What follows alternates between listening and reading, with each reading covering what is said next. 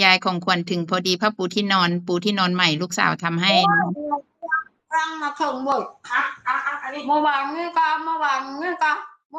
ก็ให้มาหายายแล้วสุขสันต์วันเกิด วันนี้กี่ขวบแล้วเนี่ย ปีเนี้ย กี่ขวบแล้วเอาเดี๋ยวเท่าไหร่วะ73 ปีเต็มมือนี้แล้ว อย่าดื้อหลายเด้อ สุขภาพแข็งแรงอย่าดื้ออย่ารั้นไหลรักษาแด้อะไรบ่มีแล้วยายเอ้ยบอเห็นแล้วหนึ่งก่อนแล้วก็ที่ตำก็คือมีก่อนแล้วเอ้ยขอให้สุขภาพแข็งแรงเป็นร่มโพล่มไทรลูกหลานไปโดนลูกแค่สิ่งแม่พร้อมจะขึ้นจะหวั่นงอลูกงอตุกโผล่ละคนยังได้ยังคนยังใช่ยังวาดไปแล้วแม่คือมีความสุขว่าต่อไปนี้งอลูกงอเต้างอแม่อธิษฐานคือ5 คนแม่บอกเคยว่าคือให้ลูกแม่มีจะว่ายังเดียวขอให้ประกอบใจ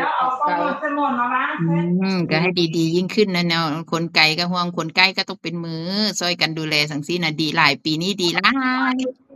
เอาสนใจแล้วอย่างว่าทุกอย่างมันก็เนาะงานยากแล้วก็อีกอย่างนึงมันก็ไปหาที่ไหนก็บ่นะช่วงนี้พอ ช่วงนี้พออกคนเป็นยายเลี้ยงหลานมีเวลาขึ้นก็มีเวลาแบ่งดูแลแม่นะหว่าสาธุบุญนี้ขอให้อาจารย์เดี๋ยวจริงๆใหญ่ถึงความมุ่งมั่นปรารถนาทั่วถึงไม่ได้ตรงไปทางเด็กก็ให้เรายืมคือกับแม่น้ำผ้าคงคาไม่ข่าวสะอาดแล้วพูดง่ายเด้อว่าคนตกคนน้อเขาจะกระเตาบ้านเลยควันไปเลยฮะเสียบใส่เสียบพัดลมสว่าเดี๋ยวอีพอผิดตับได้ฟาดได้ตรงหันเด้น่ะไอ้ขวัญไอ้ล้มตึ้งเด้บ้านมึงงานป้าของมึงตรงเมียเขาเยอะเมียเขาเสียประจักษ์เมียเขาเป็นประจักษ์จะบอกเด็กๆมั้งเด็กๆก็เบิ่งคักไปก็เงาร่วมกันมาขอมีความสุขจะค่อยเว้าค่อยจาค่อยออนไปเรื่อยๆหั่นเฮ้ยหันซอยกันถึงบอกไงเลี้ยงผู้เฒ่าน่ะเลี้ยงแค่เฒ่าตายซอยกันเลี้ยงเด็กน้อยน่ะซอยพยุงจนโตมันก็ต้องมีประสบการณ์ละซอยกันบางทีก็ซื่นใจแล้วคนอยู่ไกลนะ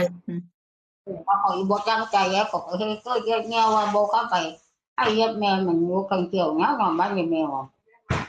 nhá bằng không mèo cái cây ấy mà ที่นอนคุณยาย